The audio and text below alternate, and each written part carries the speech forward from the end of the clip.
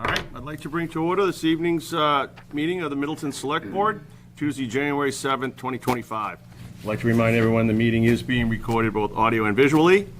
And without anything else, we'll move on to item number 1, town business concerning warrants number 2513, 2514, facilities project 50 and 51. So we have a few of those there, if you would, Justin. Thank you, Mr. Chair, and if it's okay with the board, I'll just roll through the full set. So you have warrant 2513 dated December 26, 2024, on the payroll side of things, totaling in $883,759. Two items of note there that will continue to call out: overtime on the fire side at $19,000 and police just over $14,000. A trend that we've been looking at early in the budgeting season, just trying to project out for next year. Also data that will be critical in informing our approach to the override and what that might look like. On bills payable, you'll see about $1.4 million. $240,000 of that is the water main DeBush looping project, which is ongoing. You recently drew down some ARPA funds for that purpose. And then under the health director line, an interesting one, $9,325,000, a 53G account for the Ville Bridge project.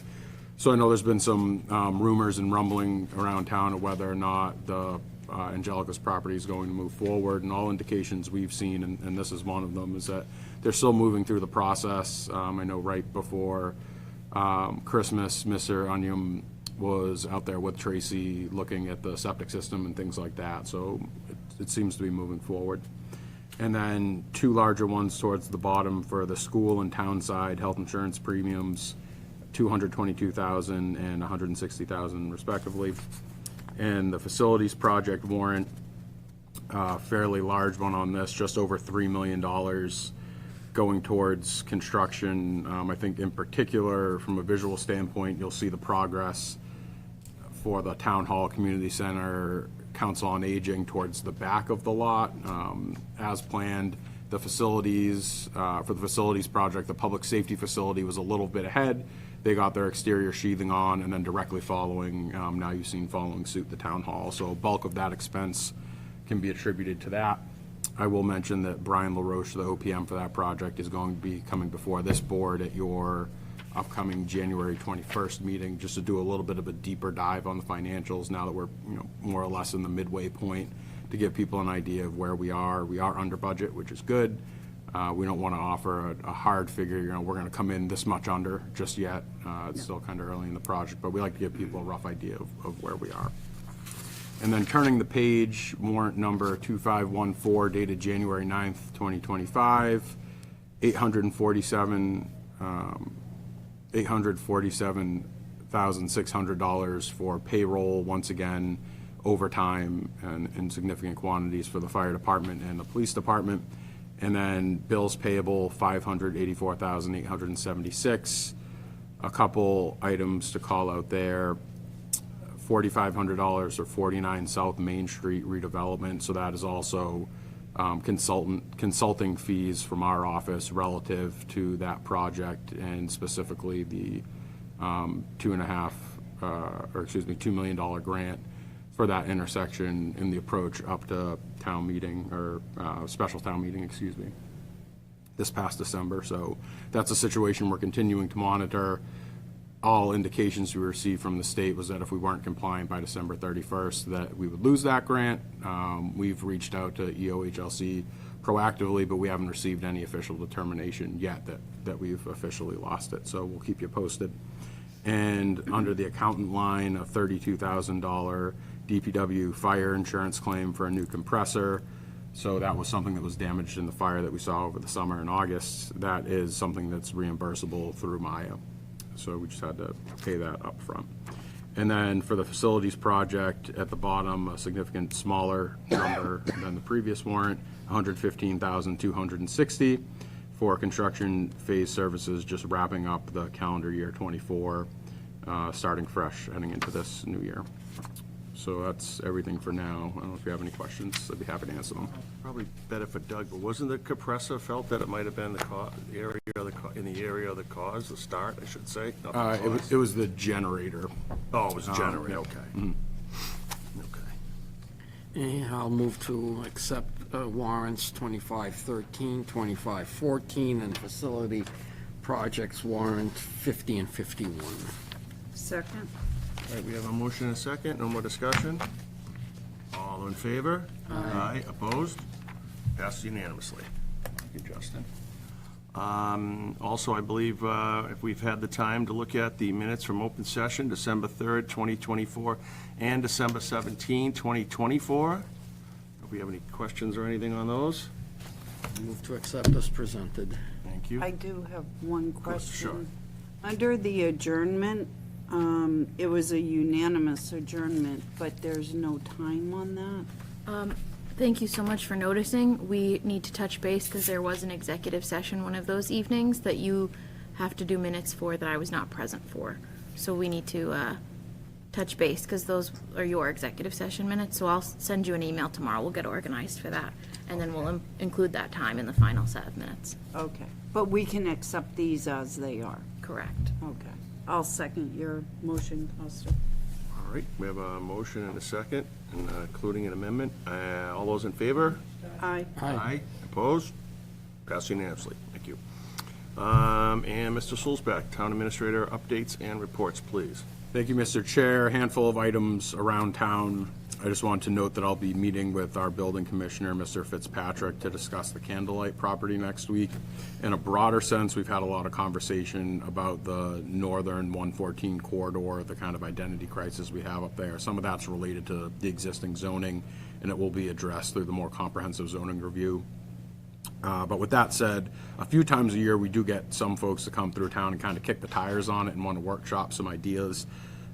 From where I sit, I know there's a little bit of history, I guess, with that property is the best way to describe it. I was approached by Selectman Garber, who took some interest in maybe helping provide some guidance in navigating that, but I don't know if there's maybe another member of the board, one of you three, or Mr. Cresta that might be interested in joining us for this meeting, just to talk a little bit about that in a workshop capacity. Sure. I could do it. I've inspected that property Oh, perfect. under So, the assessing hat. thank you for volunteering. So I'll get in touch with you about when that will be. But we're very eager to kind of take a look at that, and if there are any potential possibilities, if we can do something there, I'm happy to do it. The Locust Street property, I just wanted to highlight, was put on pause toward the end of the year. Our team was kind of pulled away to respond to more urgent special town meeting matters. But with that said, we've pulled the file off the shelf, and we're diving headfirst in the new year into trying to develop an RFP for that process, talking about how the town will surplus that property, but also kind of shape what could potentially go there from a development perspective. So we're hoping to get a firm on board that will, I guess, help consult as we shape that RFP. So we'll keep you posted on that. We are in the process of meeting with every department head to review budgets for the upcoming budget process for the new fiscal year. It's a big bite in so many words. Just trying to identify different needs and project what those needs might be into the next fiscal year. One large consideration that is kind of causing some wrinkles, or at least not providing clarity, is the switch from our current facilities into the new facility into the new year. So doing our best to try to get ahead and make educated guesses and projections about ways we can consolidate certain bills, like energy lines, supply lines, things like that, that are right now scattered through several different buildings that will be all in one or two buildings. And so that's been a little bit of an undertaking, but we're making good progress there. And just a huge thanks to Finance Director Wood for all the work that she's put in into compiling that, and also a big thanks to ATA Bresnahan for coordinating schedules with all the departments. As you can imagine, it's quite a bit of work, so thank you. And I just sent you the draft CPC budget. I knew it was coming, so thank you. I made contact with Rolf Romano, who's the district operations engineer for MassDOT District 4, about the turning arrow in front of Memorial Hall. So they are anticipating to wrap up the design of that, in his own words, in late February. and anticipating install either in late spring or early summer. It's the dead of winter right now, so I wasn't holding my breath, yeah, but yeah. it's nice they committed to a date anyway, roughly. Yes. So we're getting there. It's improvement. Yep. I'll be joining the Library Board of Trustees for their upcoming Monday, January 13th meeting, just helping provide administrative support over the next few months. So I had a conversation with the chair today about their agenda and what it would look like, and we'll go ahead and move through that process.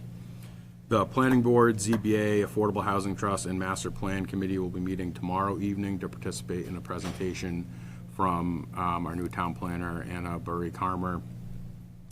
She's going to talk about, in particular, the comprehensive zoning that we've talked about a lot that we're very overdue for. But in addition, some initiatives over the next 2 or 3 years that are going to be steered through her office. So the Northern Corridor Study is one of them, a downtown plan, a housing production plan just expired in 2024, and we should probably reboot that. The potential for an inclusionary zoning bylaw came up a lot adjacent to the MBTA community conversation, specifically towards affordable housing. And so we're going to be digging into a lot, and she's going to be very busy. So this is, I think, is a good opportunity for her to showcase some of the things that she's been laying the groundwork for that we're really going to be leaning into as a community in earnest in the next 2 or 3 years. So please tune in or attend if you're able to. And then executive session items for the agenda. This evening, I wanted to note, have been moved to a future date, just to make sure we have a full board present to participate in that conversation. So that will be on this upcoming Monday at 4:00 p.m. in person, more than likely Memorial Hall, but we'll post the agenda with the final location. And that is everything for now. Okay, thank you. Any questions for anyone? I do not. No? Okay, Justin, thank you very much. All right, we'll move on to item number 2, which is our regularly scheduled public comment moment. And if I could get a show of hand and step forward if anyone tonight is present that wishes to present a public comment. I will take that as a no. And next, we'll move on to item number 3, which is donation acceptances. Now, have we changed the order, or are we ready? You can do any order. Okay. So then, we'll step right up with item number 1, which is the presentation of our annual turkey trot and the resulting donations from that. So step right up. Can we get in front of this? Sure. All right. Hello. Hi there, I'm Courtney Lee.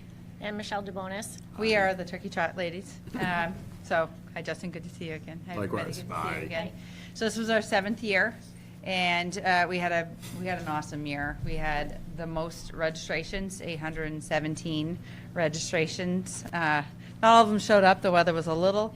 Actually, it ended up working out. Mother Nature helped us, but it was a tiny window of no rain. So I think some thought it was going to rain and just picked up their shirt and number the day before and then rolled over in bed and stayed that way. But we had the most registrations, which brings in the most money. And then we had the most sponsors. She knows every business owner in town in, I don't know, a 50-mile radius. So she picked up a lot more donors this year. So we're really happy. Our community is huge, and everybody just wants Yes, to give. everybody was giving, so it was great, so, Yeah. yeah. So on to the charities. We had we've been able to bump up the number for all of our existing charities. We've got the food pantry here, and we've got Council on Aging. We've got the Flint Public Library, or the Friends of the Flint, and we have Veterans Services, and we have PTO. PTO. Yep, and then we used to do 3 youth sports. We started off with that.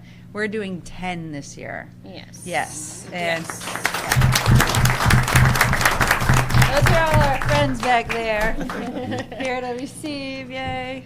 Yeah, we raised, I want to say, $26,000. $26,000 this year to Yeah. donate back, so. Yeah, after bills. Yeah. Cool thing about our Yeah. bills, we got to lower our bills in certain respects because we had certain companies step up, and like the Freshwater Daily in town, they even made a huge tent with their logos all over it and brought their filtered beautiful water purified in compostable cups. Yeah. So I was really happy about our green intent. And then It's a wasted new thing this year. porta potties, they actually turn our wee into fertilizer. So, So, yeah.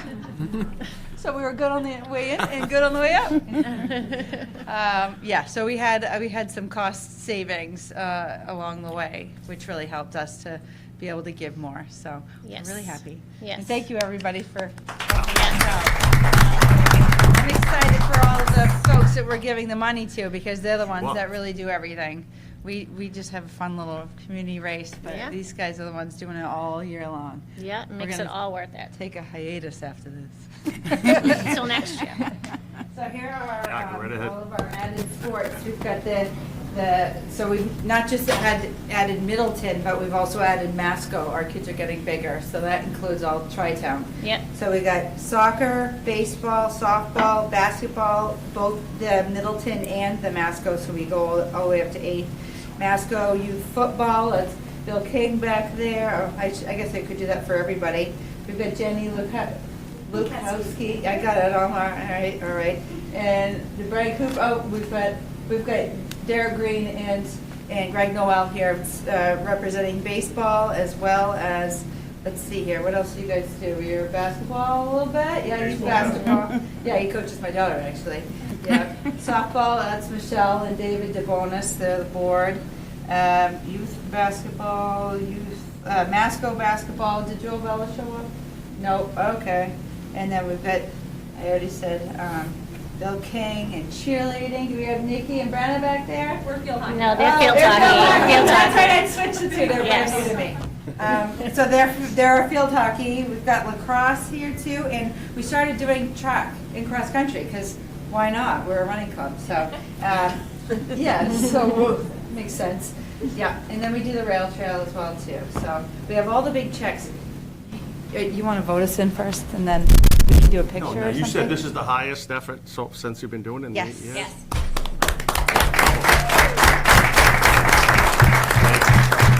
The town, the board, and everybody, I mean, thank you very much for your effort, and then clearly your enthusiasm to start it and keep it going and get it to where you have today, so thank you very much.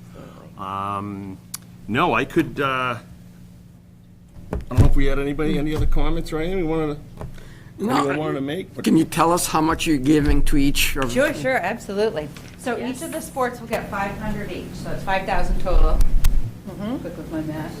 And then we've got, let's see, our Middleton PTO gets 2,000, up from 1,500. And then we've got, the Council on Aging gets 4,200, up from 3,000. Same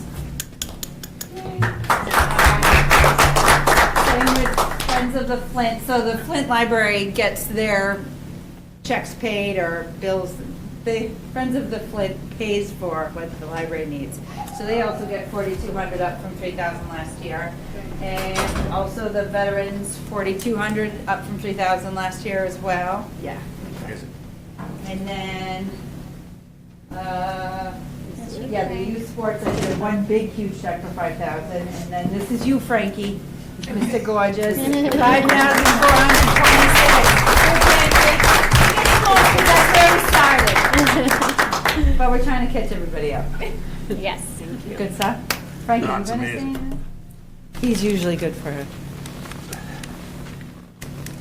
Ladies and gentlemen, I'm 90 years old. And if I'm not here at the next meeting, I probably have passed on. And if I pass on and I get into heaven, I'll leave the light on for you. You'll be. As you probably know, I'm going to have a party on Sunday, the January 26th.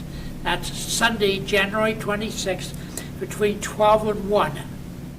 You are all invited. You, your wives, your kids, your favorite pets. The only thing you got to do is bring me a card with a little donation to the food pantry. 12 to 3. As you know, it's going to be at the American Legion, which is just a little bit beyond on the opposite side of the street from the Middleton dump. And I hope I see you there. Bring a card and a little donation. I want to say this. I came to Middleton in 1960. I love my family, I love my friends, I love my neighbors, and I love all the people in Middleton. And I love the town of Middleton. God bless you all. And God you bless you, too, Frank. Frank.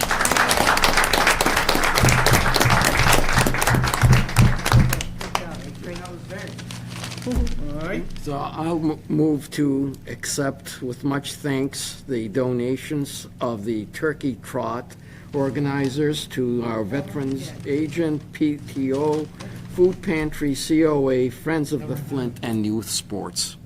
I'll Excellent. second. We have a motion and a second. No further comment. We will say all those in favor for accepting? Aye. Opposed? No. Thank you very much. Awesome, thank you, guys.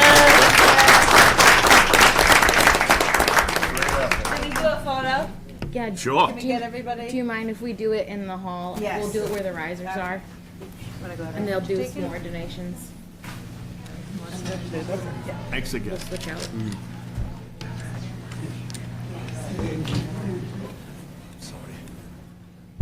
You got your balance? Do Yeah? you have your balance? Just need the motion. Yep, where's the picture? It's gonna go out there. We gotta go out there. They thanked me to for the notifying them, hallway. but nobody confirmed. Thank you, sir. See you at baby. Yes, good to Thank see you, ya. Frank.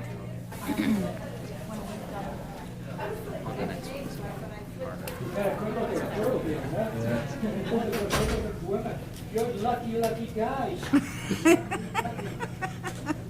You're pretty lady too. You're pretty lucky too. I wish I was younger.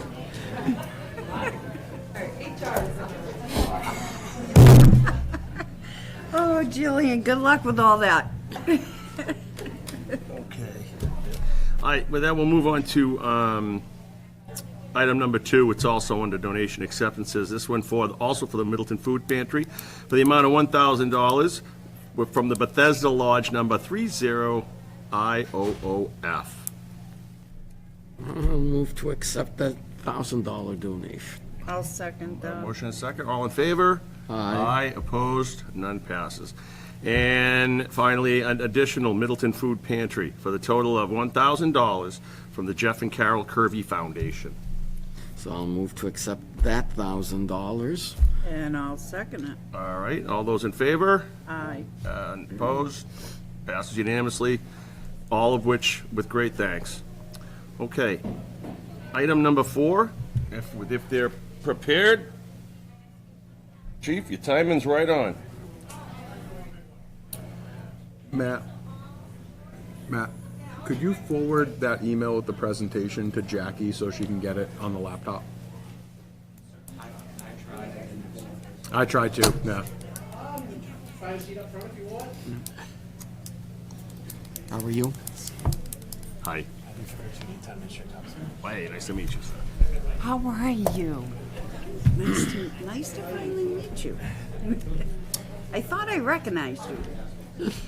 You want to join us at the table? Mr. Administrator?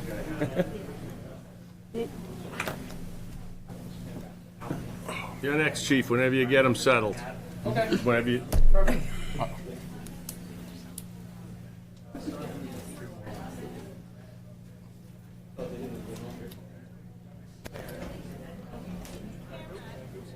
Morning. Yeah.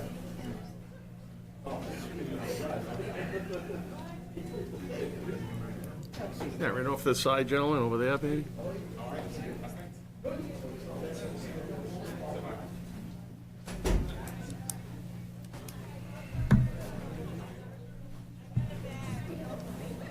You know what? They can grab these 2 chairs.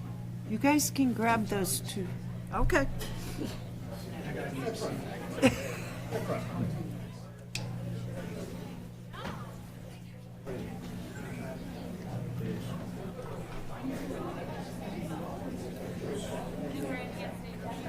All right, I'm gonna... That door's closed, I'm gonna say, go ahead.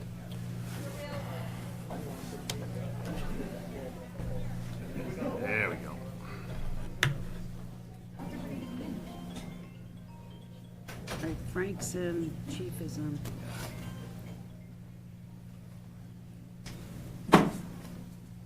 All right, Mr. Chief Lacoste, the floor is yours. Good evening, everybody. Thank you for having us tonight. So I come to you tonight, I wanted to make you all aware of a couple of incidents that happened back in September. The first one being September 7th, 2024, and the second one being September 23rd, 2024, involving two incidents with involving cardiac arrest, out-of-hospital cardiac arrest. And fortunately, I'm happy to report that through the efforts of all the individuals involved, both patients survived the events. They walked out of the hospital, and they're here tonight, which is fantastic. And I would ask that the board respectfully, recognize the efforts put forth by the individuals with this event. So before I start, I just want to briefly go over some cardiac arrest statistics to really drive home the point of what happened those days was truly remarkable. So each year, roughly 436,000 people die from sudden cardiac arrest. 350,000 occur outside of the hospital setting. Of that, a little over 73% occur in the home setting, 16% occur in the public setting, and just over 10% occur in a nursing home. Out of all those cases, less than half of these events involve care by the layperson, so 40%. Survival to hospital discharge is 9.1%, so out of all the people that go into cardiac arrest, roughly 9% survive these events, of which 7% have good functional status, which is amazing. When someone goes into cardiac arrest, when the heart stops beating, after 4 to 6 minutes, irreversible brain death occurs. So that's why the actions of the layperson, which are here tonight, is truly important, because they get on the chest, they push hard, push fast, do chest compressions, and they circulate blood to the brain and buy those persons time until police and fire arrive. For every minute that CPR and/or AED use is delayed, survivability decreases by 10%. So if it takes us, let's say, 5 to 10 minutes to get to the scene and nothing's being done for that person, chances are the person's not going to survive. So the fact that the layperson did CPR in these cases played a big part. The fact that the police and fire got involved, did their thing, was truly important and really played a big part in their outcome. So briefly, I want to just go over each event that took place and just give you a brief synopsis. So on September 7th, 2024, Middleton Fire and Police were dispatched to a local gym for a reported person unresponsive but breathing. On arrival, the police determined that the patient was in cardiac arrest. They started CPR. Fire department arrived shortly thereafter. They continued CPR. They did life-saving measures, advanced life support care, and delivered one shock. Patient then had a pulse, converted the rhythm. Patient was transported to the hospital and fortunately survived the event. The second event, which took place at the end of September, involved a male patient who was playing golf. Patient started to feel unwell, sat down, went unresponsive. A layperson recognized the event, called 911. CPR was started shortly thereafter, and fire department arrived along with the police, Middleton Police, and Topsfield PD, who was in the area, and shortly thereafter delivered CPR and then administered one defibrillation and converted the rhythm to a life-saving rhythm. So these patients were transported to the hospital, they survived, and they're here tonight, fortunately. So I'd like to recognize the individuals that were, that played a big part in these events. So Please. I'm gonna call you up. Christina Ayoko. Christina was represents Mr. Blanchett and called 911. So Thank you. thank you very much. Thank you. Matt Pryor.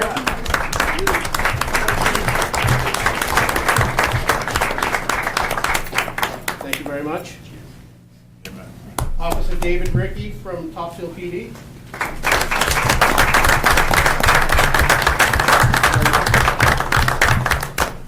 Officer Sean Zlasik.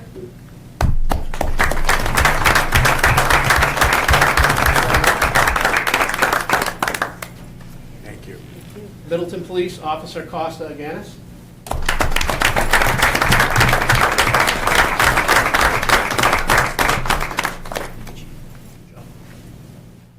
Officer Henry Bouchard from Middleton Police.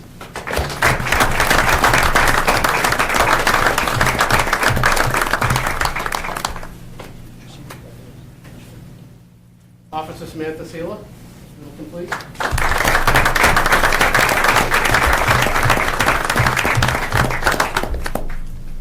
Sergeant Michael LaCoste, Middleton Police.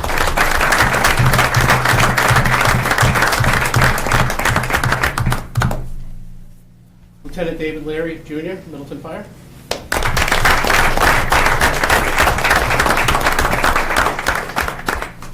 Firefighter Joseph Osterley, Middleton Fire.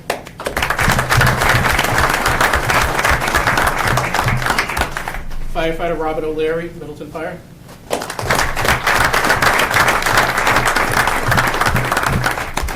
Firefighter Michael Schroeder, Middleton Fire.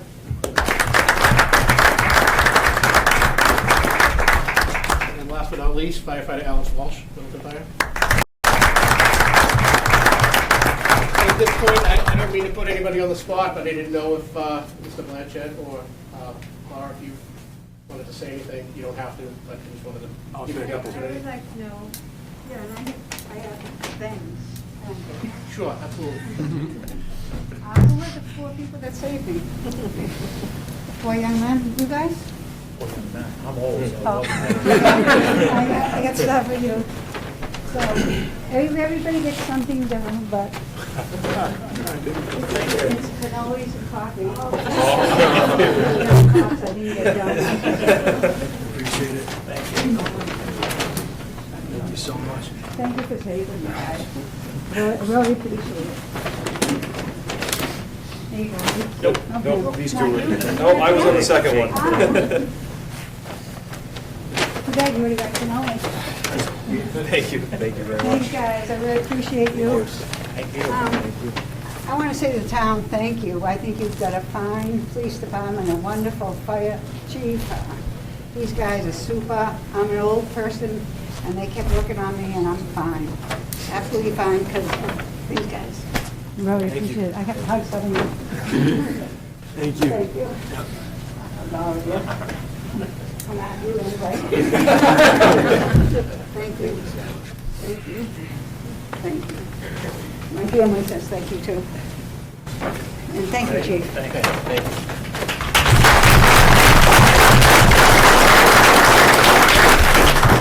It's a tough act to follow, but I didn't come prepared. But I just want to thank you very much from the bottom of my heart. I don't remember a thing that happened. I've just gotten it all since I woke up from it all, but I am one of that very small percentage that comes back to life with all of his faculties. And I owe it to Jesus Christ, God, and everything was put in the right place by him.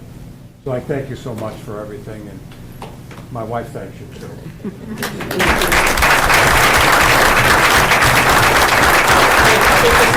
This is important for us too, because we typically see people at their worst times.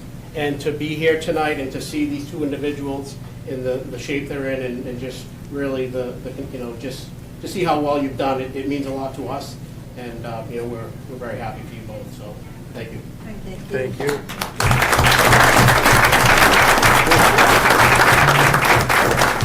Good to go? See life for you.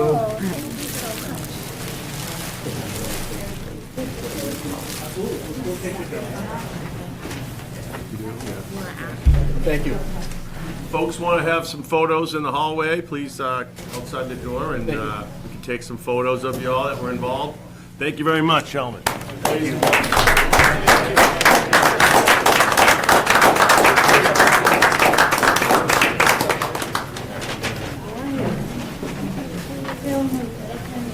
Fire Those are tiramisu shop. They were.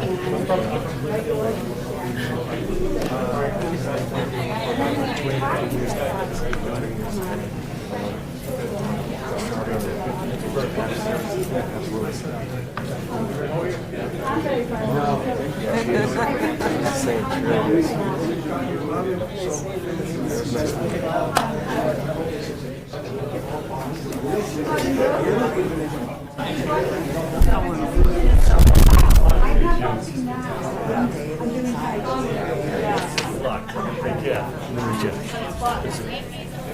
I was just getting to that.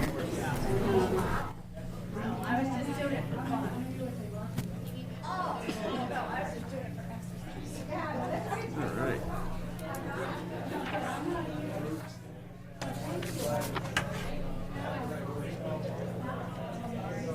Enough of us present for the next item, Justin? Yep. If you want to speak up a little, we can move on to item number 5, which is MSBA Initial Compliance Certification, excuse me, for our Fuller Meadow roof. If you would, sir. Thank you, Mr. Chair. So, as you are aware, over the past year, our office has been coordinating with the central office over.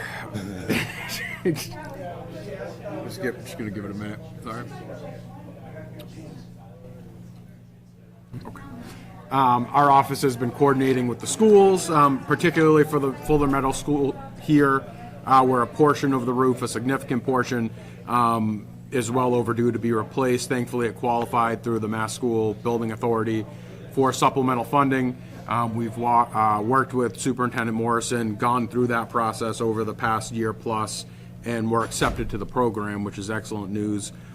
As we go through this process, there are some boxes that we need to check. One of them is what's on the agenda this evening, the MSBA Initial Compliance Certification. Basically what that means is, and we've talked about this in regards to adjacent issues, but when you receive state funding in this form or in the form of grants, you're required to comply with certain state laws. And so by a compliance certification, we are certifying that we are complying specifically with Mass General Law, Chapter 70B, Chapter 208 of the Acts of 2004, and several other items throughout here. So most of them apply to the schools, and they're items that the schools can verify. The ones that are specific to the town, things like assuring that we'll have a MCPPO certified individual on staff to help administer the project, in this case, which would be me. And so with that in mind, there is a page here for the school, for the schools to sign and for the town to sign. And so what I'm asking this evening is that the board vote to authorize me to sign on the town's behalf, just to confirm that we're in compliance to receive these funds. So moved. Okay. Second. Move it a second. Do you want to pass that down and we'll sign it? That's for a later date. Oh, Yeah, I will sign Okay. it, but if you vote to authorize me to sign it. Motion a second, all in favor? aye. Aye. Opposed? No. Very good, sir. Easy one.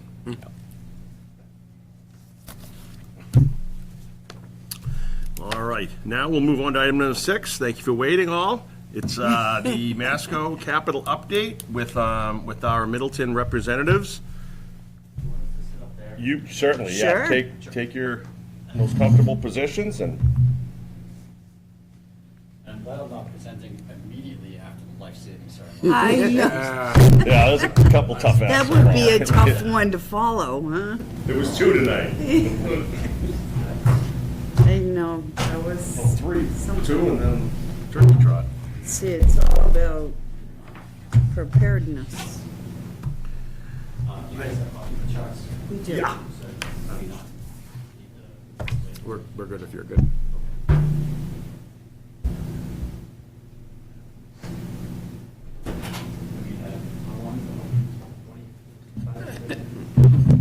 As long as it What you takes. got? But yeah, you got a plan. Okay. I'm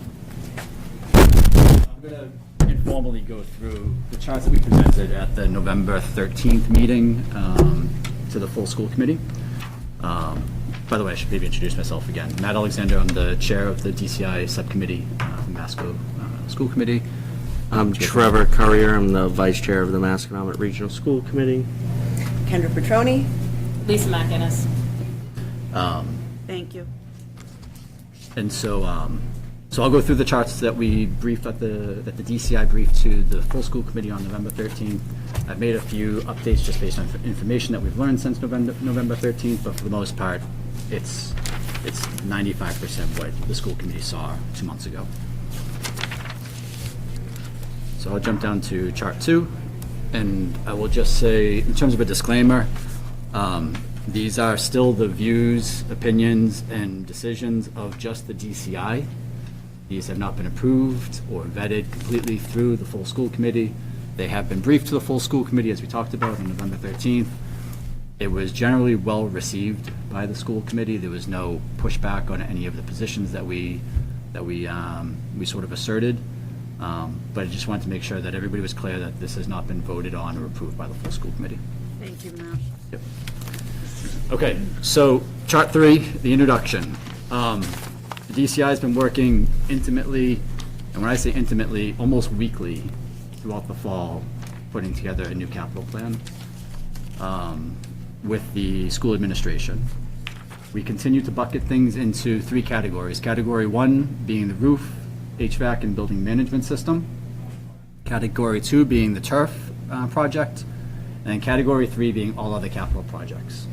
Okay, so this is pretty consistent with what we did last year, but you'll see some updates, of course.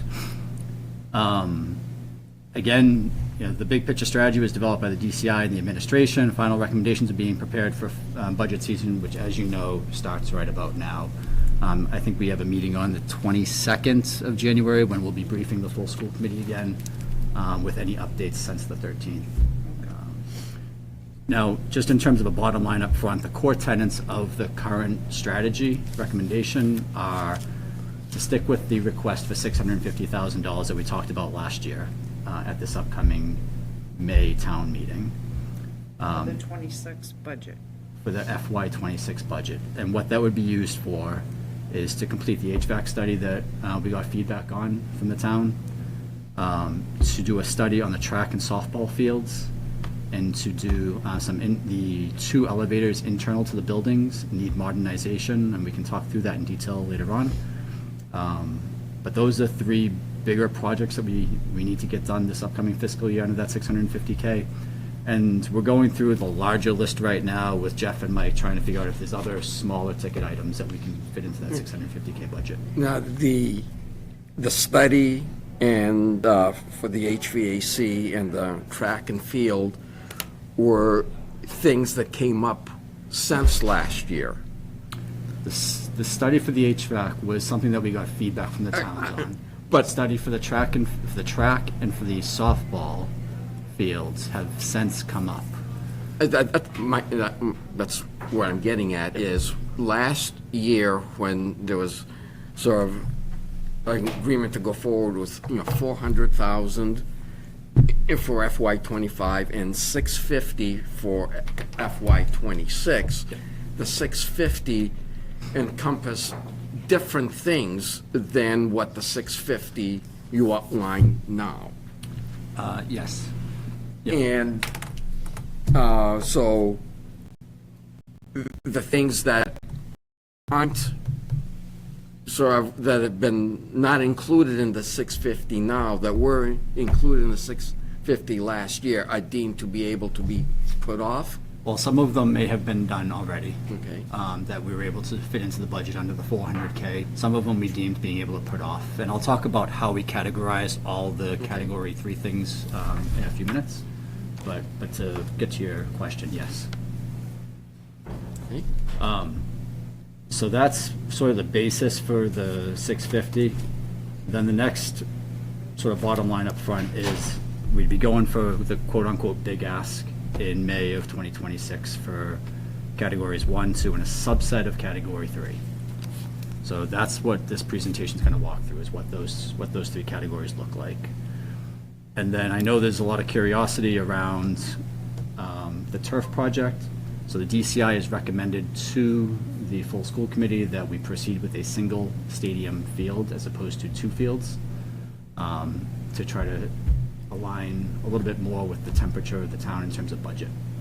Right, so we'll talk about that as well. Matt, how is the fundraising going for that? Has that been kind of stagnant?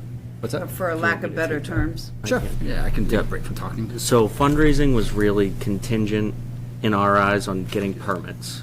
And we have not made it through Boxford Conservation Commission yet. We recently just got denied, but the denial of the project wasn't on the merits. It was a more procedural reason that we were denied. And we have since rectified that. We're resubmitting, so we're really going to be only falling behind one meeting date with them. And so we're continuing to work on that, but the real issue is with the second field, which is closer to the river and gives Boxford Conscom jurisdiction to weigh in on that issue. But the field that we're proposing to do, or not we, but the DCI is proposing to do, eliminates that field. So that takes out a lot of our headaches. And so hopefully, once we do get the permits, then fundraising will kick off, but it's not anywhere where we anticipated we would be right now. We So- thought we'd have permits by now. When are you formally going to drop the request to the Concom for that second field? Once we're gonna let them make a decision on the application as we have it now. And then that will direct where we go. We don't wanna pull that application before they've actually weighed in on it and stamped it either way. Okay, is that, For future projects, for things down the road, that's where the administration's head is at.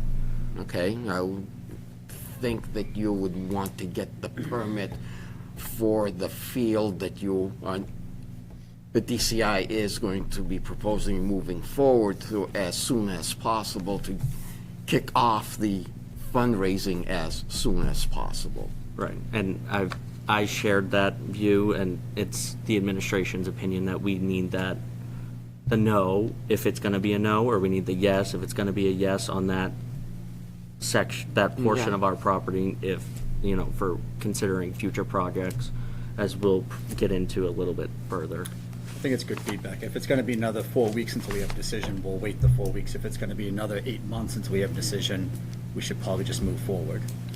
What we're really waiting for, or Boxford Conscom is waiting for, is for the peer reviewer to get back with what. Findings. Right, so.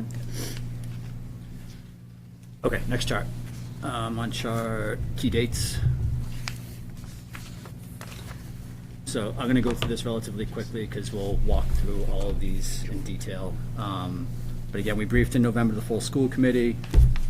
Right now, we're finalizing our plan. We'll be briefing the full school committee on the 22nd as we enter budget season.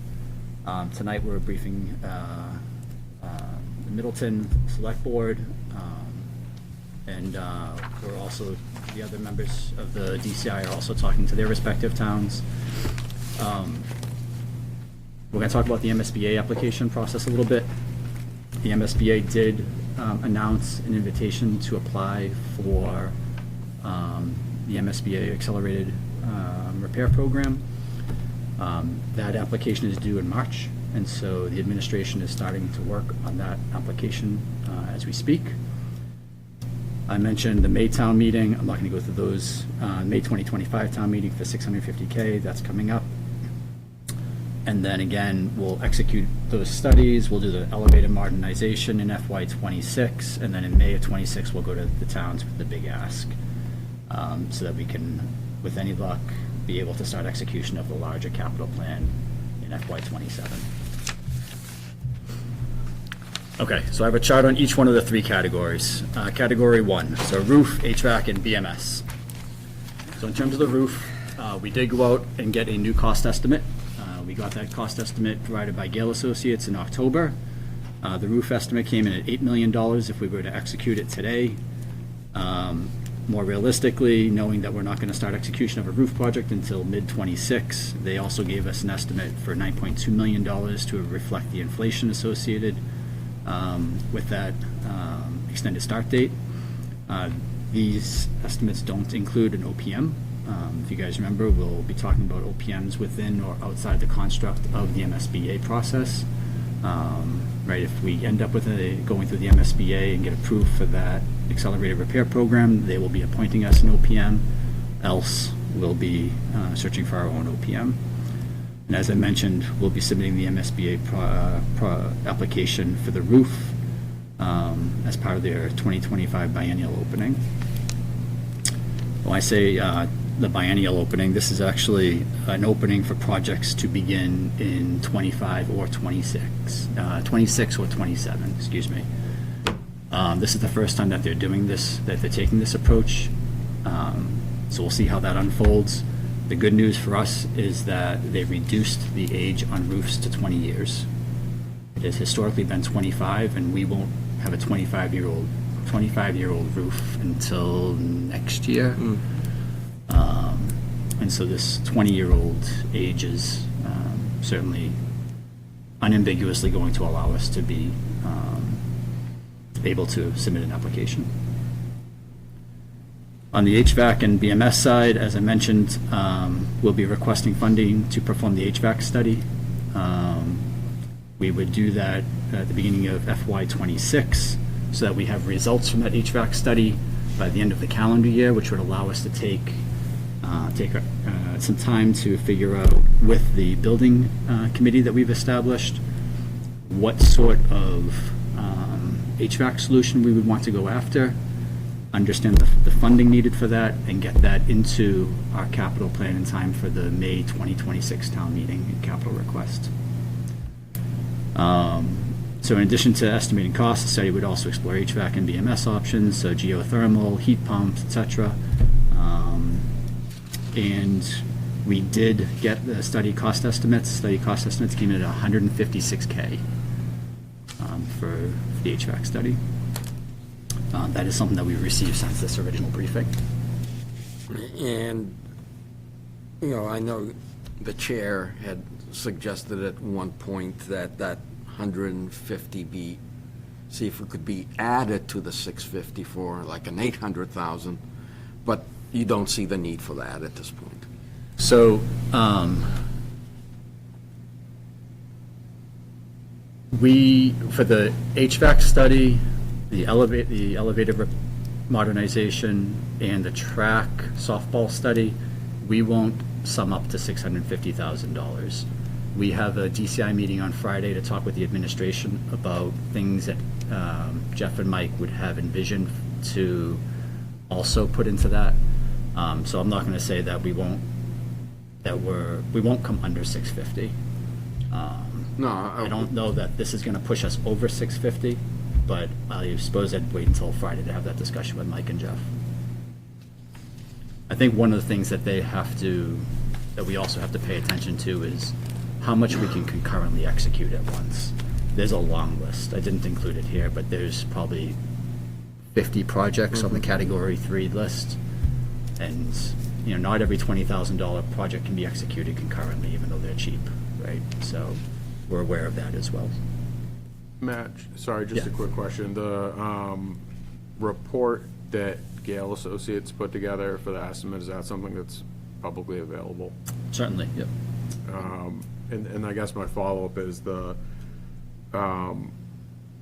2025 to 2026 assumed inflation looks like about 15%, which is pretty significant. Pretty steep, So yeah. I'm just curious how they came to that.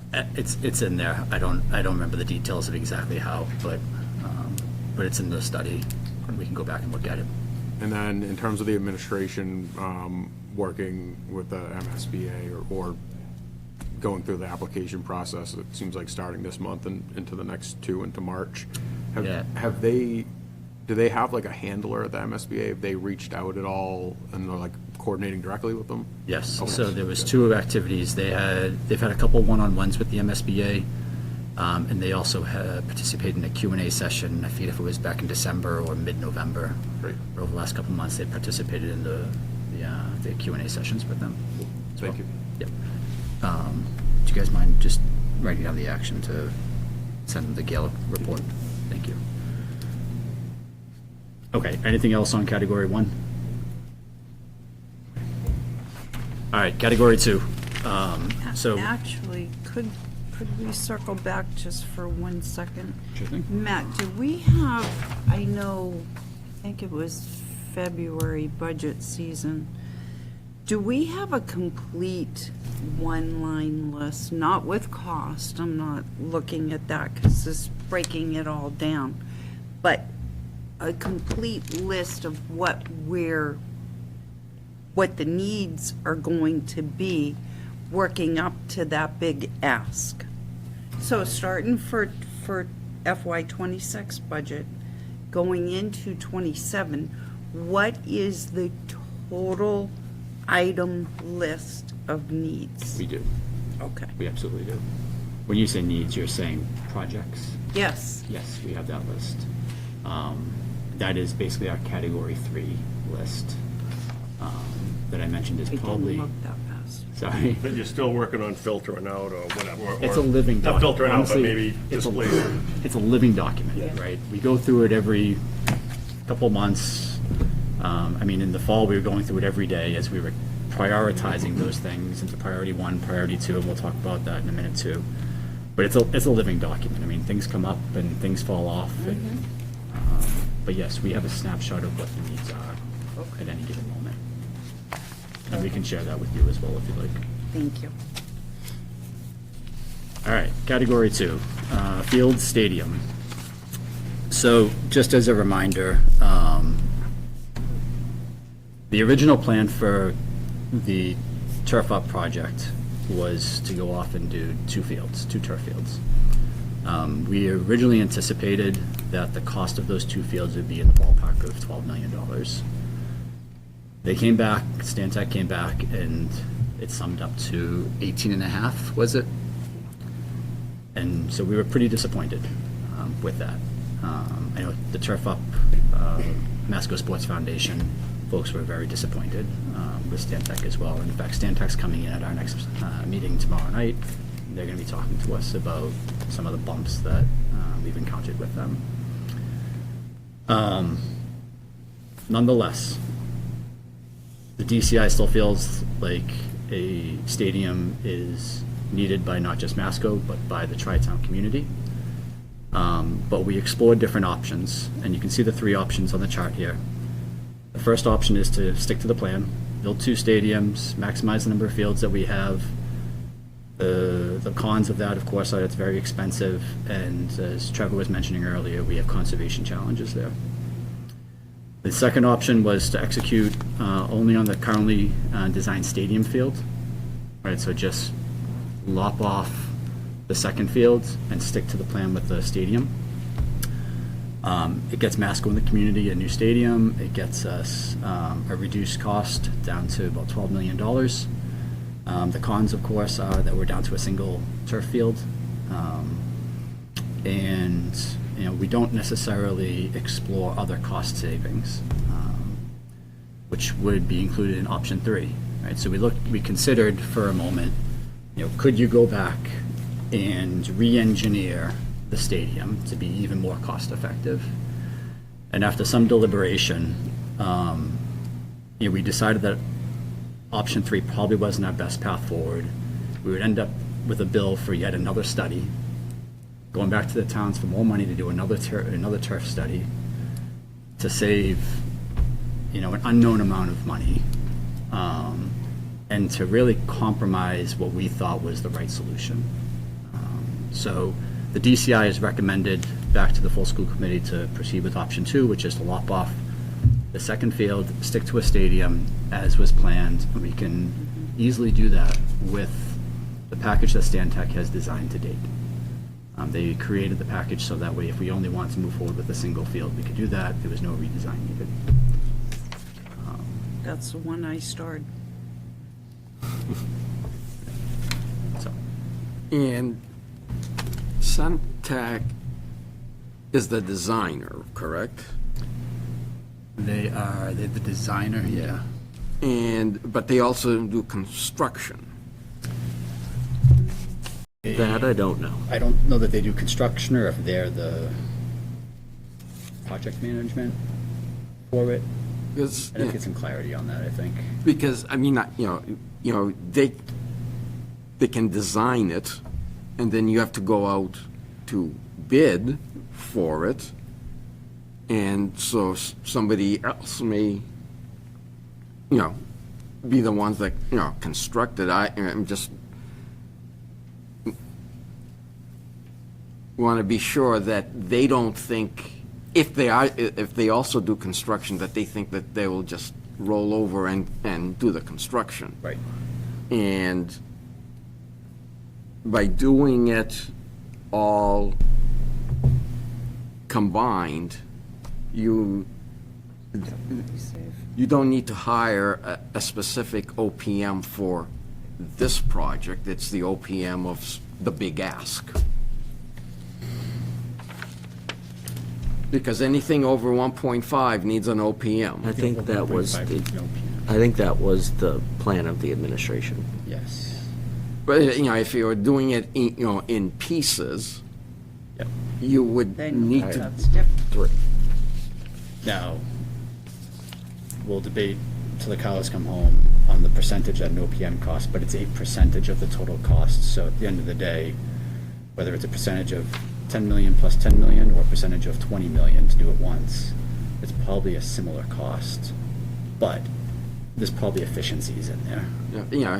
Having one OPM overseeing everything, I think, it's probably Coordination and helpful. Consistency and And- just having that continuity of the project. Yep. You start adding in all these different levels of people coming in there. This one's got his hand in there, and that one's got his hand in here. The continuity of this big Yep. project to me makes sense for one. Good. Just my opinion. Good, good. And I would also think that,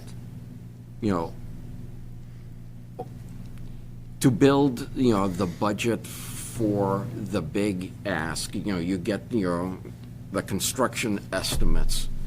I would think it would also be wise to talk to OPM firms and see what they tell you as to what their services would be, and not just throw in the budget a percentage of the construction budget.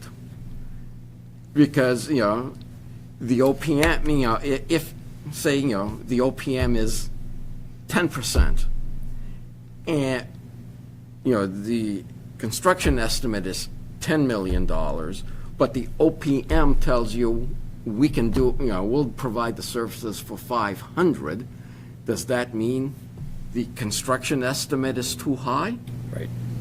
So it's kind of seems to me it serves as a check and balance on the percentage. So I'm sure that the OPM firms will give you an estimate, we're going to be doing this project, just like any other, designer or roofer or whatever. Sure. Yep. Yep. Okay. Anything else? Sorry. This, not so much of a question as it is to get it straight in my head. I do agree with on the item number 3 part. If you're talking about just the stadium, as you're going with your building committee, you're gonna probably find things, if cost savings was required, you needed, you'd find them in it as you go. So I agree with you that, to carve that out and pay more you'd find that out as you go, if needed. Yep. On the fields themselves now, so the field, I'm gonna call it the straight back, the field hockey field is a tie-up with conservation. Correct. The field parallel to 95, if it goes to 1, are you going back to the original existing football field and design a stadium? It's gonna still be over there. It's gonna stick next to the parking lot on the 95 side. That'll be precise, but it Parking might. lot B. Yeah, okay. Yes. The high school side. The high school side. I'm up there a lot. Overloaded. Okay. Yes. Yep. Okay, category 3. Okay, so we've kind of dumped everything else that needs to be done at any given time into a bucket called category 3. And again, we can't feasibly execute all the projects concurrently, cost, staff bandwidth, having, 47 different companies at the high school, middle school at once wouldn't be feasible, right? I mean, there's lots of reasons why you can't do them all at the same time. So we went through and we prioritized the list. And what you see in the green table there is the criteria for priority 1 versus the criteria for priority 2. And I'm going to read through it because I think it's important. Priority 1 criteria were safety, meaning corrective measures. Compliance with the law, so you see things like ADA and Title IX, non-compliances across the campus that we would need to deal with. You have critical maintenance, things that are falling apart, and immediate measures needed to keep our schools open and all programming functioning. Right. So one of the things that's come up was the press box at the football stadium, and you'll actually see that we don't find that to be critical piece of infrastructure to keep things moving. You can still play football, you can still play soccer, you can still play the sports without the press box. They may not like My it. grandson doesn't approve. Right. So lots of people don't approve, but we built these priorities and we stuck to these priorities as we went through a long list. Priority 2. When I played. There you go. Right? Priority 2, so safety preventative measures, so perhaps things that aren't failing today, but would be failing soon. Preventative maintenance, cosmetic maintenance, things like carpets that need to be changed. Measures needed to enhance our schools and programming, right? So that's how we bucketed the long list. We're constantly looking at category 3. We think we've snapped the line for this budget season. But basically, that's how we prioritize things. I said I was going to talk about the elevator modernization project. So there's 2 elevators inside the school, one at the middle school, one at the high school. There is a obsolescence challenge with those elevators. They are functioning today. If we don't modernize them soon, we will no longer be able to get parts for them for when the day comes that they are not functioning. And so when we talk about elevator modernization, it's not to repair an elevator, it's to make sure that they are modernized so that they are sustainable for a longer term.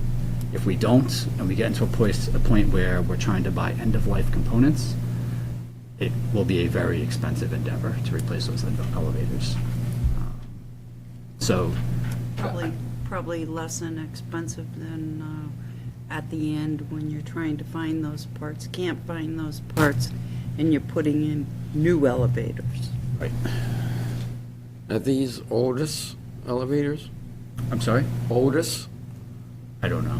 The name of the company, is that what you're The saying? company I don't is going out of business, if not, has already gone out of business, so that's. Right. Okay, because I know that, in the building I'm associated with, it was built in 1985 as an Otis elevator. Otis. And it's, not an issue with getting parts. And that's an older model than here, but if it's a different company, then it could be a different issue. Yep.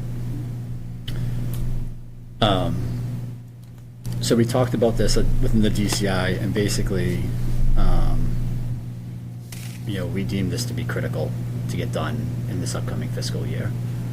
We just can't risk these elevators failing and not being able to repair them. That's just not an option for the DCI and the administration, so. I jump down to the next chart, which is a bit of a continuation on category 3. So priority 1s certainly sound like things that we have to do immediately. And while it'd be nice to do them immediately, the vast majority of the priority 1s will end up in the big ask in May of 2026. Again, we're trying to identify a few minor projects that we could also execute under the 650K in FY26. And just a small example of some of the priority 1s shown below. The elevator modernization we talked about, Bunker Hill Stadium accessibility and track. So right now, the accessibility to the stadium is not ADA compliant. The press box lift is not ADA, it's not functioning, so the press box isn't ADA compliant. You need to use the press box? So, Is that a requirement that the press box, especially location of it? I mean, to make that ADA required, it's, yeah? Yeah. so for utility, it has to be ADA, if we're gonna use it, it has to be ADA compliant, right, as a public building. My understanding is it has to be ADA compliant if it's gonna be used. So it's this, the first floor is operational right now. The second floor is closed because the lift does not work right now. And that's not the roof, which is what people are upset about right now. The roof is also closed because it was, the press box was never designed to put people on the roof. Some number of years ago, somebody cut a hole in the roof, put a ladder there, and coaches started going up on the roof and doing their thing. It was shut down by the Boxford building inspector late summer, early fall. And that's what we are deeming not priority one. By getting the building as it's supposed to be functional to ADA compliant, and ADA compliant, we've deemed as being But a priority one. I guess my question is, why does the press box need to be used?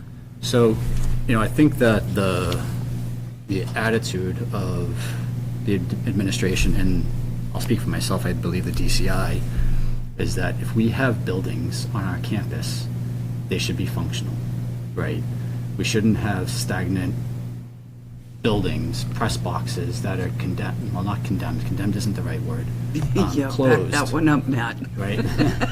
That are closed. Retract that. Because of non-compliance. This is about maintaining the buildings, maintaining the grounds, and ensuring that everything is in compliance with the law. So. Why do my- you need to use the press box? So That's my question. So my opinion was that we should either fix it or tear it down. And the assertion of, I'm sure the athletic department is that the press box gets used for announcing team names. That And there's I press I can answer. things going in there. I can answer. Please. So the press box is actually used for announcing the games, the players, high school all the way down to the little guys, right? That also controls the field, scoreboard. That's what I'm looking for. So inside that press box controls that scoreboard. So you can't fix the scoreboard if you don't fix the press box. Unless you remove, like Matt said, if you're not going to use it, remove it. But then if we were to consider removing the press box and eliminate scoreboard, because you have no means of operating it. And football is not the only sport that No. uses it. Track and field uses it. Football will use it for about half their games over the season. It's also important when we have athletes looking to play at the collegiate level. That's where the film's taking place for college coaches to watch these games. So it is important. And one piece, Matt, that I just want to also add is if we were to, and what has been circling around the DCI and the administration has said, if we want this operational for next fall, we would likely have to tap into our stabilization account because of the lead time for these lifts and the construction phase of it. So it wouldn't be a part of the May ask because July 1 getting that money is too late. So if it were to come, it would likely come out of our stabilization, which the committee has been pretty split about, so I don't think we could say either way how that would go. And that would be $111,000. So What are the plans for that stadium press box, if your other plan of the turf stadium goes through? The plan is to maintain that stadium. And So we need the track, and we still are at a shortage of fields and Oh, you wouldn't have the quality. track around the new football, whatever. Correct. Not on the turf. Yeah. And right, so the track would still be utilized and the jumping pits and all that. And I'd like to add, it's not just Masco that uses this field.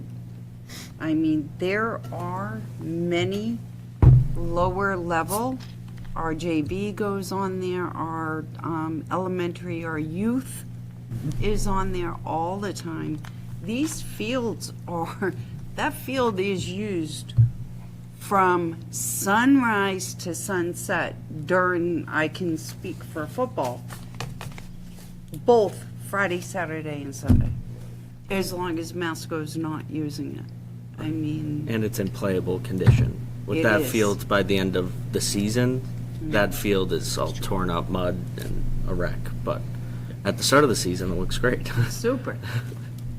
And there's plenty of parking too in parking lot B because of the location of where this field is. It's very accessible and easy for people to get, and even handicap wise, I mean, they have the ramp that goes right up to the bleachers. So they've already done a lot of maintenance over there. So I just wanted to add that. It's not just Masco that uses that. So one of the At things, all. one of the things we'll talk about is cell phone amplification, and I'll hold that thought for a second, but the point goes back to, it's more than just Masco that uses these fields, it's the community that uses these fields, and even the buildings too, right? So, Yeah, they practice in boxes, they practice on town common. Right. Our field hockey team didn't have one practice on our own campus this year. They were in Boxford on the turf field all year. so I'm gonna keep moving down here. Talked about press box lift, softball fields. The softball fields are not Title IX compliant, and we do have a Title IX, which is close down the fields. But one, we should be doing the right thing, for the softball fields. Two, we have to be showing that we're addressing the Title IX deficiency.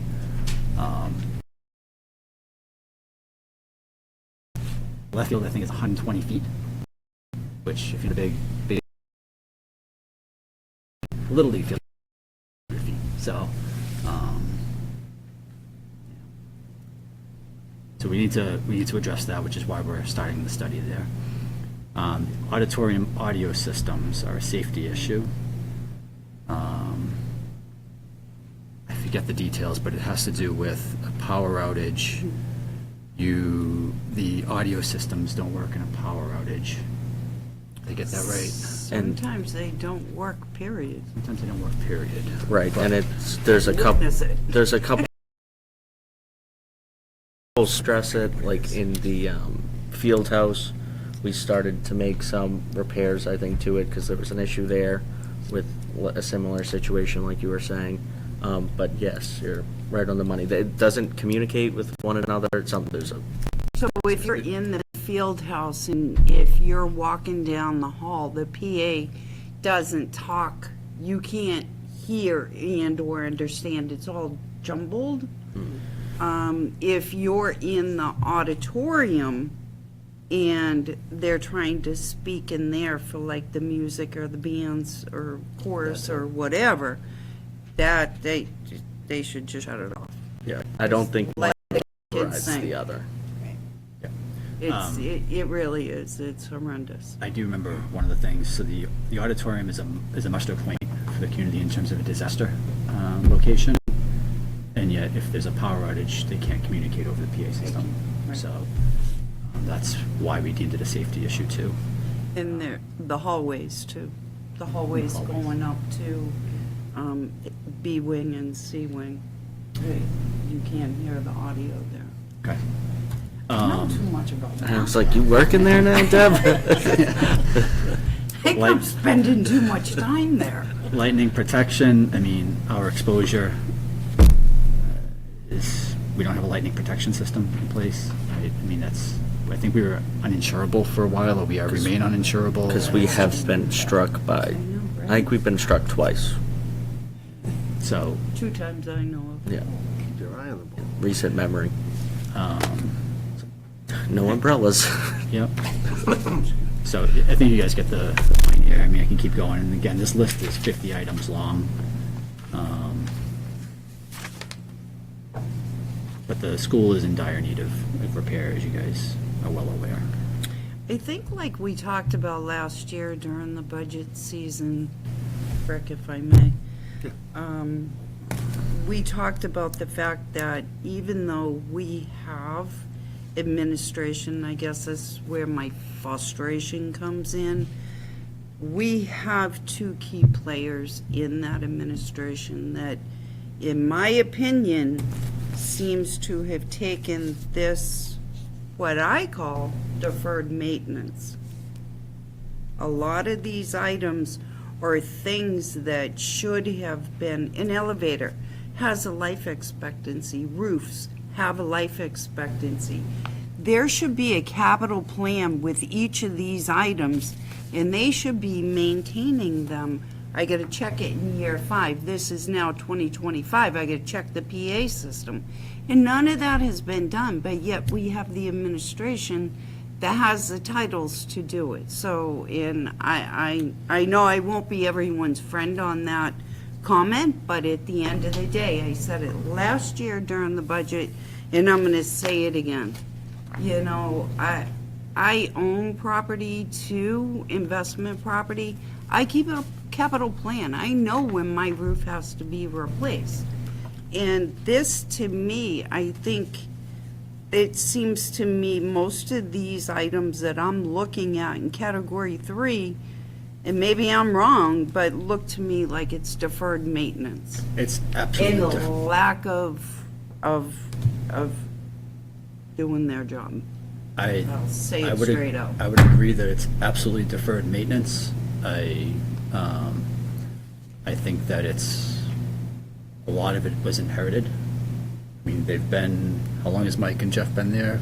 5 years. And And But they dealt 5 with- years, and they do dealt they with have a COVID. capital plan now? They Do do. they have one in year 2, year 3? well, year 2, year 3 is COVID. You got to remember, That's all the more time they had to create it. no, it's not. It's not, I mean, way- we're running a school through a, Remotely, yes. so I don't know, I don't know. That was we're gonna put- like go with putting this in out terms of our fires current every capital day. plan. I'm supportive. We're moving forward. Yeah. I think it's great that they have established a capital plan that we can go and execute, and they are lock in step with the school, with the DCI at least right now. You know, I think the more important point that Debbie's trying to make is that we fix everything. How do we, going Maintain it. forward, make sure that the preventive maintenance is done? You know, school committee members change, administrators change. There's got to be a system in place to keep up with it, because there wasn't in the past. It wasn't in the past, and if you do look on, again, those priority 2, safety preventative measures, preventative maintenance, cosmetic maintenance, right? So those things are all in the plan right now. And you guys have done a We love- wonderful job. We've said it, and I'll say it again. And a part of that, the OPM, or the way the administration envisioned it, was for them to come up with a preventative maintenance plan for them, the district to follow along with these major repairs that we're undergoing. So that has been, That would be a value. yeah. You know, in 2017, when the Habib report was done, they talked about systems that nobody in the building maintenance, facilities, staff knew about, right? So, I mean, you build a building, you should know its systems, what they do, where they were, how they function, and it's not the current administration's fault. They weren't there when the building was built. They weren't there to create and insist that a preventive maintenance plan, be followed. But it happened, and where part of the problem is that's why we're facing this, and part of it is that prior administrations and school committees didn't want to ask for money to address these things, which was just creating a further problem down the A road. perpetuating problem. You know how it is when you don't own it. I'm sorry? You know how it is when you don't own it. Right. Hey, it's gonna, And I mean, you know, time adds up. I got a new CEO at my company.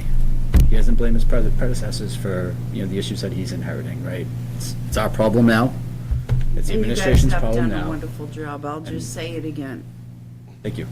And it's a lot of hard work, and we do know that. A lot of stuff there. Can a school put a cell tower on its property and Yes. benefit from a lease? Yes, I can answer that. Well, there was, Masco, about 12 years ago, was approached, and one of the school committee members at the time was the chair of the ZBA in Boxford, and said, "You'll never get the permit for it." And it died there. So you bring it up, and it's actually on the next chart. Cell phone amplification system. Town suffers from cells, believe me, I know, from working there. But, Well, I you know, think- but for what purposes we're talking about, you know, for some of the items you mentioned here, it's not to make money off of, but it's certainly to, you know. Offset. Provide and maybe offset. enhance, you know, from the right person. And it's on the fringe of the town, so where it's for the kids, maybe, you know, the town can And if, understand. and if we're opening a new stadium there, welcoming people from out of town, we want people to be able to communicate during off-school hours when there's no walkie-talkies available. Like You know. if there's an emergency, we need access there. Mr. Chair, in the interest Sure, of time. sure. we can, and I don't want to rush you all off. Well, I told them they can take all the. But if we can shift into the wrap-it-up phase. All right. Wrap John, it I up. think No, John John had a question. John Erickson, Middleton Finance Committee. But Debbie and Costa covered exactly what I wanted to talk about, so no sense in doing it again. No. Preventative maintenance. About the preventative maintenance, and I got here and it hadn't been done and it's not my fault. That's the turning of the administration, and it's just a recurring theme. So it's got to be a priority somehow written into the plan to fund the preventative maintenance and not decide, we don't really have to do that, let's hire 3 more teachers. And that's what happened with that. They wanted teachers and administrators and not the building taken care of. And here we are with potential emergencies, so it's No just. question of need. It's just, you know, what do we do after that to do it? No, it's a question of I mean, priorities. there's safety This issues. is not a question of need. Yeah. That's concerning. And one more thing I will bring up is that with all these ADA and Title IX issues, all of these are gonna come up once we spend, 20%, 30% of the value of our building? And so then we will have to fix all of these. So we're getting kind of ahead of it with some of these studies, scoping out how much it's gonna cost to address the Title IX ADA issues with the softball fields and other issues around the campus. Okay, so we talked about the press box roof access. We talked about press box lift being a priority and wanting to get that done this summer. We didn't talk about cell phone amplification. I'm not going to jump into it. I will just say that it's not obvious whether we should do that or not. Right? There are pros and cons to doing that, and there's a possibility that the state may just say no cell phones in the building, period. Right, with students. So there's a lot of deliberation happening around cell phone amplification, and we can talk about that next time. Last chart, just in terms of updates, and I think we may have covered a lot of this. I know I covered everything in the first bullet under the MSBA application process. The second major bullet, pricing, I mentioned $156K for the HVAC study. The track and field study, track and field and softball feasibility study was very cheap. It was $16K.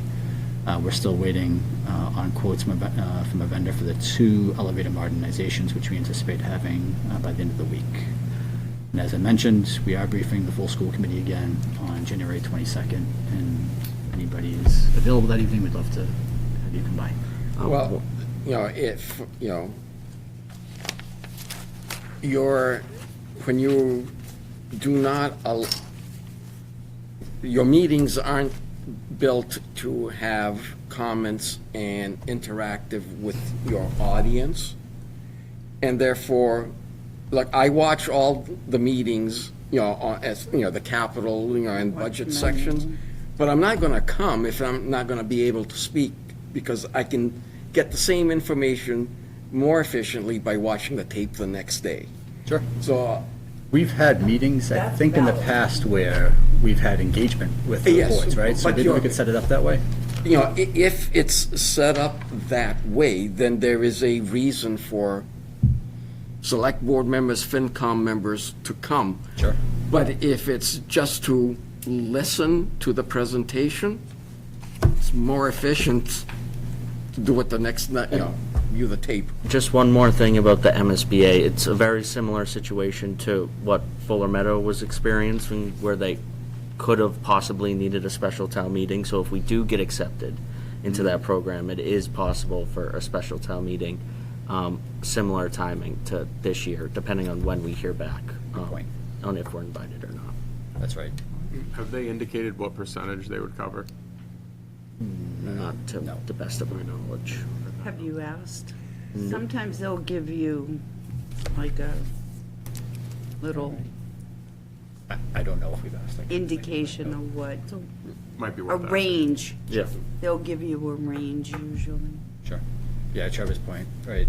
I think that middle bullet there, plan to submit application by March 21st, assumes district can fund schematic design within 90 days of invitation and a total budget within 12 months of invitation. So I think that's what you were talking about in terms of a special Correct. town meeting. Yeah. So we'll be lucky. Well, that's a We'll good have problem to cross that have. bridge when we get to it. Yep, we'll be you happy know. if we have to. All right, That's- I have There is a timeline with town clerk, so. the path that they're going forward on is different than the path from last year where, so I just want to ask you and Rick and John, do you think that this is the right approach, sort of the big ask approach? So,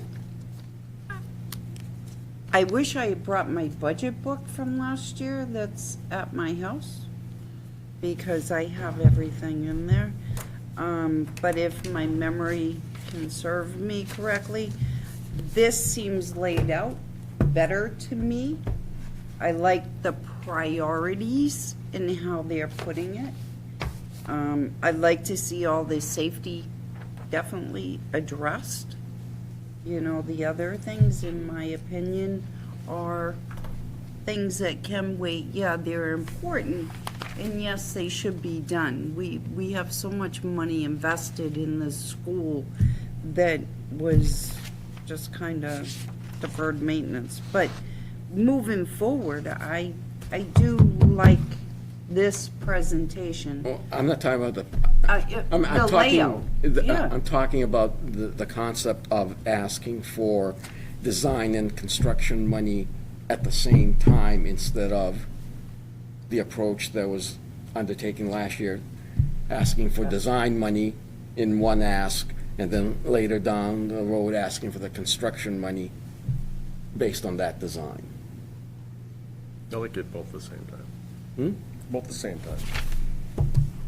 Yeah, I kind of have mixed feelings on that, but I'd leave it to the people that have their Well, heads in their knees in it really deep over there, on which way they think it's gonna go. I mean, as long as it's not gonna hinder any potential MSBA reimbursement, as long as it's not gonna come back and say, well, you should have done it this way, or you should have done it that way.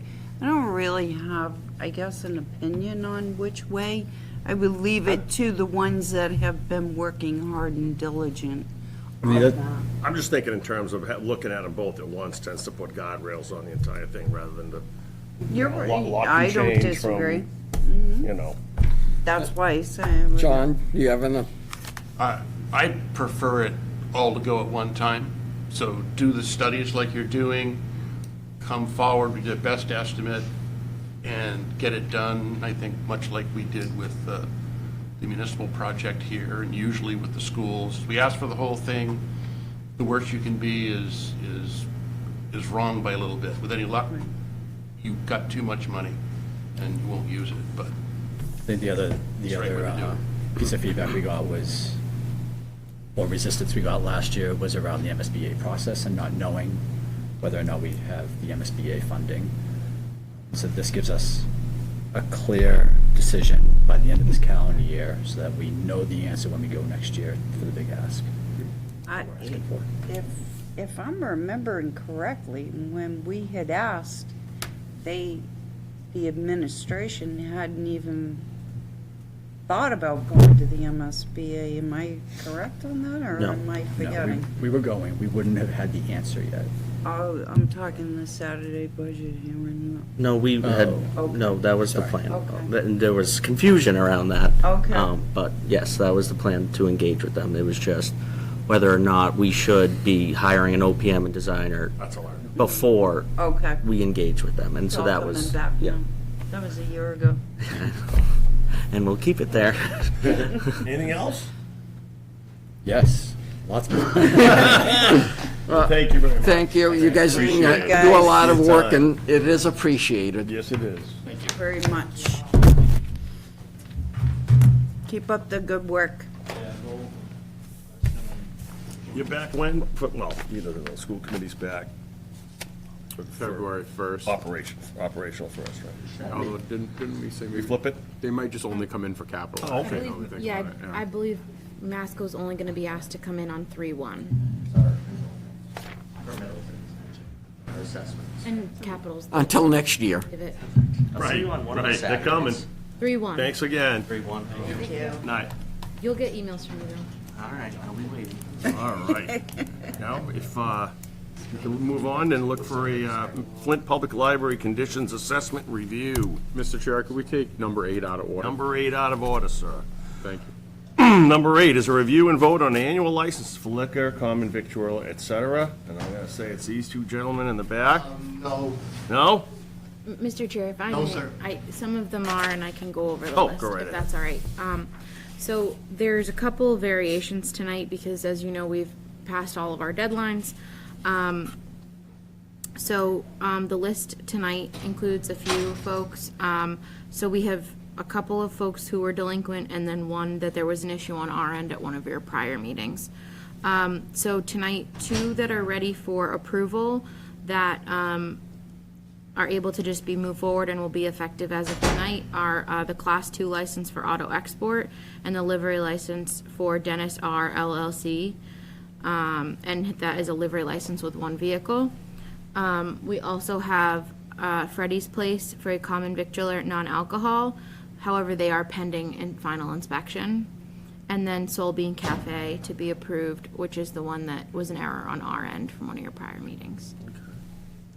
But I will say, I believe at least our friend from Auto Export is here, because the board had asked that we ask anyone who was late to appear before you tonight, which is why at least this one gentleman is here. I'm here for Dennis. Good evening, everyone. Fabulous. So, one for a Class 2 and then one for livery, because the board had asked that anyone that was missing the deadlines for renewal after January 1st appear in person to get their renewal approved. Okay. So, We thank you for Yeah, doing so. No, thank you. Do we want to just have him explain why? yeah, why couldn't you Why have him complete sit there all your that time? renewal application by the deadline? No, actually, I sent it 2 weeks before you here, but they say there was no meeting. I don't know. So the deadline, sir, as we had told you in the office, is November 30th every single year. Oh, I'm so And sorry you then. were in I mid-December. apologize. No, That that's is- okay. I never just- knew that. I thought it I just want was- to be abundantly clear that the date you No, walk no, no, away no, from it's okay, tonight it's fine. I is understood. next I year is understood. November For 30th. next year, November 30th I'm every gonna year. come October. Fabulous. We'd be happy to have you. But November 30th every Oh, year. I'm so sorry. I apologize. I thought it was like, that's why I told, like, I was, in my mind, it was like end of the December. That's why. We need the paperwork, earlier so we can all get all It's a processed, process. voted on, and et cetera. So Yeah, now I'm so that you sorry. know, I'm so sorry. just, November 30th. all right. So the other gentleman, So I don't know if, good evening, everyone. My name is Edgar.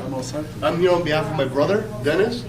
He's the one who's actually carrying the livery license. And because of his lack of English, is a little bit worse than mine, I would say. We applied late. What is here? I'm sorry. So we applied late. That was my bad. Therefore, I didn't know. He's been having the license for about a year now. This is our first time up for renewal. I didn't know the dates. I was educated recently by the office. They were very kind to me. And we're here just to ask for the renewal of the livery license. Look, just make sure next year, You have my get your word. paperwork year in. after. Yes, ma'am. I says hope that- it's still gonna be in business and I'm gonna be here. I'm not gonna be here. I'm gonna submit my paperwork way ahead of time. Good. I'm gonna check for those emails. Perfect. Thank you. Thank you, Thank guys. you. Thank you for your time. Thank you. Have a good evening. Thank you for very much. waiting. Have a good You one. can pick up anytime tomorrow after 10 a.m. Perfect. I'm gonna be coming. Perfect. Thank you so much, you guys. Thank you. Thank you. Good Have a night. good year. Thank you. Thank you. Happy New Year. Happy New So, Year. I'll take a motion for those two, to approve those two, and we'll wait for Freddie's. Yeah, well, No? They were asked to appear. I leave it to the discretion of the board if you want to take action tonight or so they're, just need their a final building inspection? not. Pending inspections, so I don't know if it's building and fire or one or the other. I'd say we hold them off Yeah, I until can't they support have it. the inspection. Okay. Or What was the inspections. Soul Bean? Yeah, I saw that in the paperwork. Yeah, I apologize. That was on our part, training our new staff member, and we created that issue, so we did not charge them a late fee because the error was on our end, and so it's just housekeeping Fair for enough. them. Okay, so we need to approve Soul Bean. Yes, please. And the Class 2 and the livery licenses, who are the, give me the holders, so I can put them in the Yeah. motion. So you'd be looking to make a motion to approve the common vic non-alcohol for Soul Bean Cafe, the Class 2 license for Auto Export, and the livery license for Dennis R. LLC, and he has one vehicle for the business. I move that. Very good. I'll second All right, all's in favor? Aye. Aye. Opposed? No. Thank you, Jackie. Thank you all, I appreciate it. Yep. Flint Public Library? Thank you, Mr. Chair. So in your packet this evening, you have a conditions assessment for the Flint Public Library. This was something, an initiative that we picked up about a year ago, this time roughly last year, as part of the budget process, talking about tapping into CPC funds to fund top to bottom, inside and out review of the physical plant itself of the Flint Public Library. It was done by BCA Architects. They just completed it this month, or mid to late December. I'll be reviewing it in depth with the Board of Library Trustees Monday of next week, so Costa gets it twice. I'm just going to do a brief overview tonight. So what they did in this report was broke it into two sections, the original building and then the 2006 edition. And then within those two categories, they broke it down further into two parts, the exterior and the interior. And so overall, between the addition and the original building, they said that the interior, by and large, is in excellent condition, which is great news, and I think we knew that for the most part. The more concerning element is the exterior components of the building are starting to show age. I think the addition in particular, for some folks, is shocking because it's easy in your mind to say, like, that's the new addition. We just did that addition. 2006 was almost 20 years ago, which gives me pause as a high school graduate of the year of 2006. So that's something we want to take a close look at. Some of the items are more obvious than others. Some are a little more costly than others. Things like, loose, chipped, or slipped slate shingles, easy enough repair. The expansion joints, the material in there drying out, which is typical, has about a 20-year lifespan. Little things that cumulatively add up, but even more so if you ignore them, they start getting expensive, because if you're letting the elements into the building, that excellent interior is going to start degrading pretty quickly. And so what we're going to do in terms of a next step is work with the folks at BCA to put together a scope and a cost estimate so that we can go through and take care of the handful of items that we knew about last year, which, areas where the birds were flying in and out, or the old gutter was pulling away from the building, but also lumping in some of these less noticeable items that are equally as important. Lumping it all into one package, getting a total number, getting it into the capital plan for this year in time, hopefully that we can review it in March, and then have a request for an appropriation for annual town meeting coming up in May. Maintenance. Maintenance. Keep in mind the funds that are for the building and things, I'm not sure the trustees have ever institutionally had any discussions or ideas of when to use this money, under, what circumstances. Because some of, when the addition was done, it would have seemed to be the perfect time to use the accumulated funds beyond the 22,000 that, can't be touched, drove it down, and, you're building a new addition, you're renovating everything. So as the building, the new addition is 20 years old, and things start to come up, I think the trustees would need to have a discussion on what's appropriate to fund through their funds, what's appropriate to fund through CPA, what's appropriate to fund through, free cash, or, and other things. And, maybe this assessment will sort of spark that conversation. And I think it dovetails nicely with a previous conversation had, where these funds could potentially elevate a project in a way that, by example, if you had to do all the valleys on the roof, rather than doing them in tin or something more cost effective, you could use that money to supplement and do it right in copper. Like things like that. So we can go through that list with them as well. And I think this, on a much smaller scale, but the fact that it's following the Masco conversation is a good example of how quickly things can get Deferred. yeah. Maintenance. And they pile up, and so. And also points out, the fact that we don't really have anybody in charge of our buildings. Yes. What a wonderful point, Costa. Yep. And We're getting close to a need. yes, and I think without having a dedicated person now in 2025 for an organization of our size, like, we can't do it by committee anymore. It's just not realistic, and it ends up costing you money in the long run by not funding that position. So, something to be mindful of. This schedule, am I reading it right? Log, that's just for exterior, and is that everything exterior? Yes. So this covered everything,